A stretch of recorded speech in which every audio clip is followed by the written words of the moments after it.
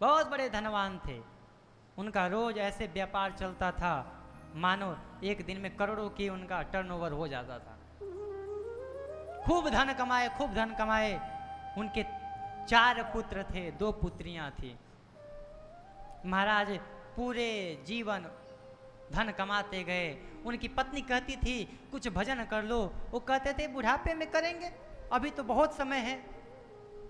30 के हो गए, 40 के हो गए, अब 50 ठेक गया महाराज। 50 में भी नहीं माने, बोले अभी तो 10 साल और है, 60 पे रिटायर होंगे हम तो। 60 वर्षों तक खूब धन कमाए। उनका 60वां जन्मदिन था उस दिन, और 60वें जन्मदिन पर खूब उनके बच्चे वो काटते हैं क्या, केक लेकर के आए कि पिताजी का 60वां जन्मदिन है, पिताजी केक काटेंगे। पिताजी ने ये निश्चय किया, सेठ जी ने ये निश्चय किया कि अब 60 वर्ष का हो गया, अब बहुत धन कमा लिया, अब मैं भजन करूंगा, आज से भजन करूंगा। और जैसे केक काटे महाराज, केक काट करके आपस में सब बांटे, खाए पिए, खूब पूरा बढ़िया पार्टी चला उनका। हंसी खुशी पूर्वक अपना वो दिन जन्मदिन बिताए हैं। सब लोग रात के 12 बजे तक ठहाके मार के हंस रहे हैं, खेल रहे हैं, कूद रहे हैं।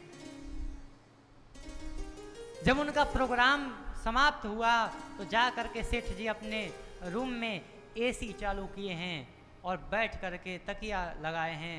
कहते हैं अब सोऊंगा और कल प्रातः 4 बजे उठ करके हरिद्वार जाऊंगा, गंगा स्नान करूंगा, गंगा स्नान करने के बाद ब्राह्मणों को दान दूंगा।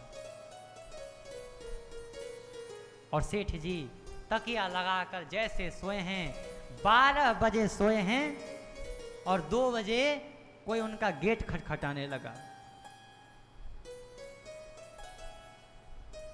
जब 2 बजे गेट खटखटा रहा है, सेठ जी उठे हैं, गेट खोले हैं तो देखे हैं 4 काले काले लोग आकर के कह रहे हैं कि चलो।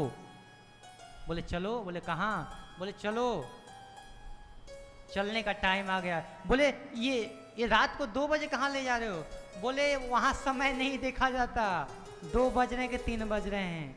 किसी समय कभी भी तुम्हारी डोली उठा ली जाएगी, वहाँ कोई मुहूर्त नहीं चलता। विवाह के लिए मुहूर्त देखा जाता है, 2 चीज बिना मुहूर्त का हो जाता है महाराज जीवन में, जन्म और मृत्यु। कहते हैं ना कि जब जन्म में जो लड्डू बांटा जाता है, जिस दिन जन्म होते हैं उस दिन के लड्डू भी जन्म लेने वाला नहीं खा पाता, और मरने में जो खीर बांटी जाती है वो खीर भी मरने वाला नहीं खा पाता। अरे शुरुआत के मिठास नहीं खा पाओगे, अंतिम की खीर नहीं खा पाओगे, क्या जीवन है तुम्हारा? क्या तुम धन कमाओगे? सेठ जी बोले कहाँ ले जा रहे हो? बोले चलो यमराज बुला रहे हैं। बोले इतने ही समय? अरे अभी तो 60 वर्ष का आज ही तो हुआ हूँ, और आज ही निश्चय किया कि आज से मैं भजन करूंगा। भजन करने के लिए रहने दो, ज्यादा नहीं 10 वर्ष रहने दो। बोले 10 वर्ष? हम तुम्हें एक दिन नहीं रहने देंगे, समय निश्चित है, चलो।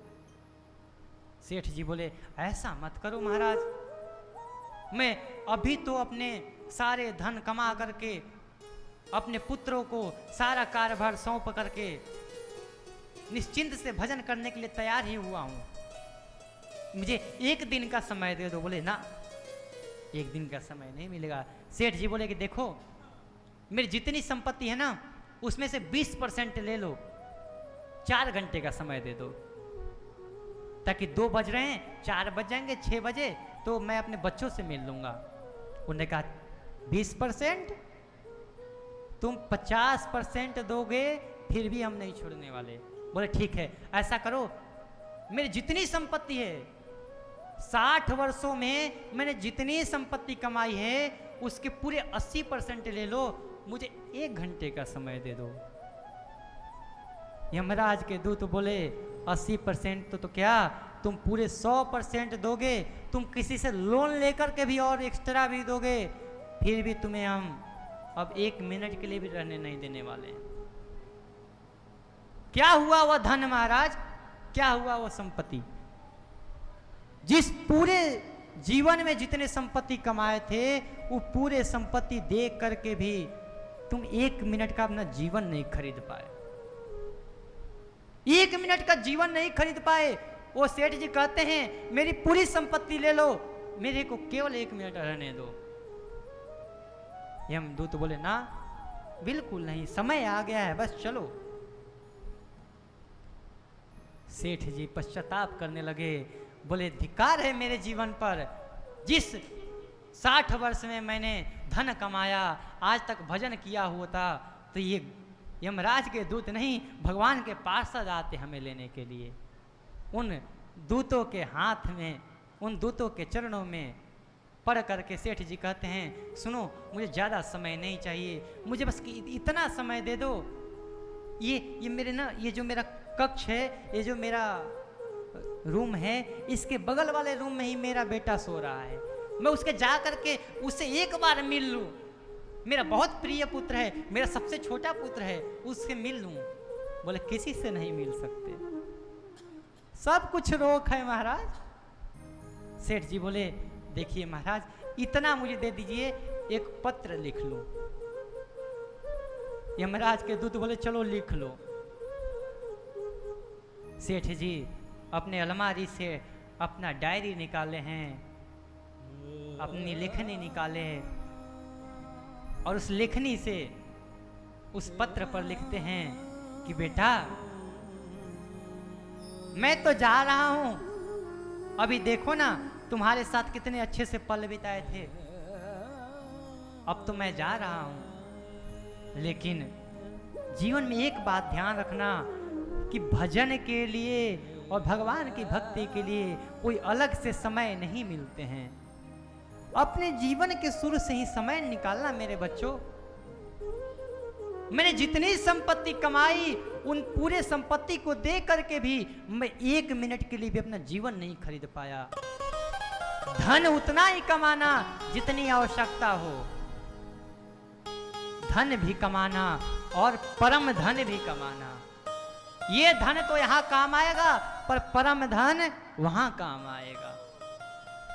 इसलिए मेरे बच्चों, मैं तो जा रहा हूं, और मैं देखो अंत समय में तुम सबसे नहीं मिल पा रहा हूं। जिसको मैं अपना अपना कहता था, ये मेरा पुत्र है, ये मेरी बेटी है, ये मेरे अपने हैं, किसी से नहीं मिल पा रहा हूं। बगल में है मेरा पुत्र सोया हुआ, इतनी शक्ति नहीं है, इतना सामर्थ्य नहीं है कि मैं दरवाजा खोल करके और अपने बच्चे से मिल लूं। अरे बच्चों को तो छोड़ो, ये देखो इस बेड पर मैं सोया हूं, मेरे बगल में मेरी पत्नी सोई है, मैं पत्नी से भी कुछ नहीं कह सकता महाराज। इसलिए बच्चों, सत्कर्म करना जीवन में। और सेठ जी वहीं पर पत्र रखे और यमदूत उनको उठा करके ले गए। आपसे कहें महाराज, केवल जीवन में सत्कर्म करिए। सत्कर्म करने के लिए अलग से समय नहीं मिलता, बिल्कुल ही नहीं मिलता। परीक्षित महाराज